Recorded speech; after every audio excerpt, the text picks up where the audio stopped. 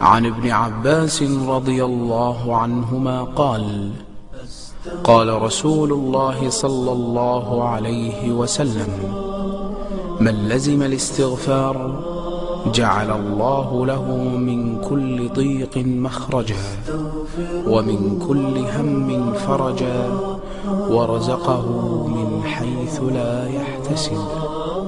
رواه أحمد. أستغفر الله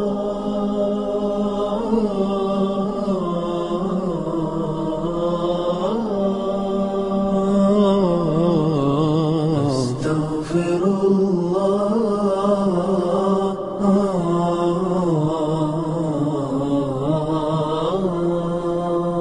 يا ابن آدم إنك ما دعوتني ورجوتني غفرت لك على ما كان فيك ولا أبالي. يا ابن آدم يا ابن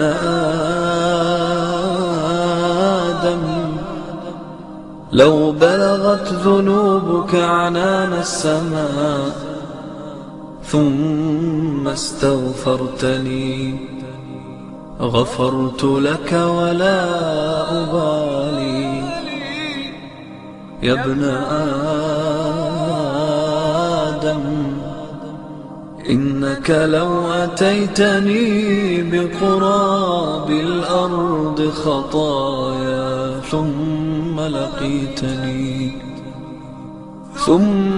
لقيتني لا تشرك بي شيئا لأتيتك بقرابها مغفرة. أستغفر الله أستغفر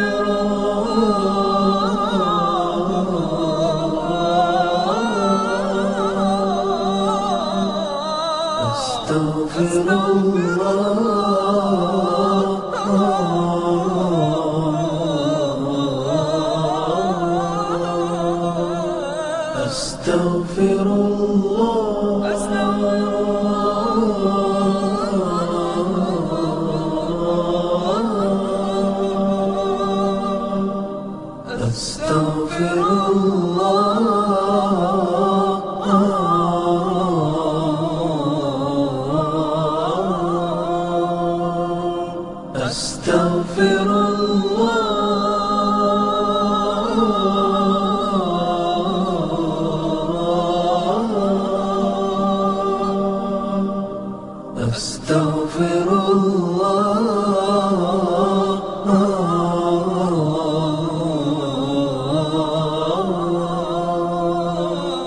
أستغفر عن زيد رضي الله عنه أنه سمع رسول الله صلى الله عليه وسلم يقول: من قال أستغفر الله الذي لا إله إلا هو الحي القيوم وأتوب إليه 3 غفر له وإن كان فر من الزحف. رواه أبو داود.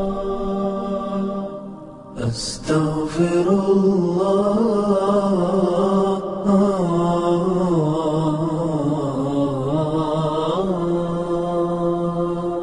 أستغفر الله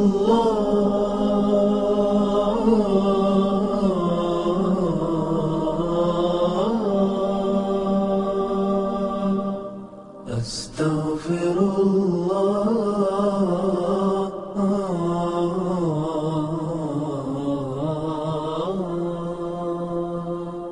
أستغفر الله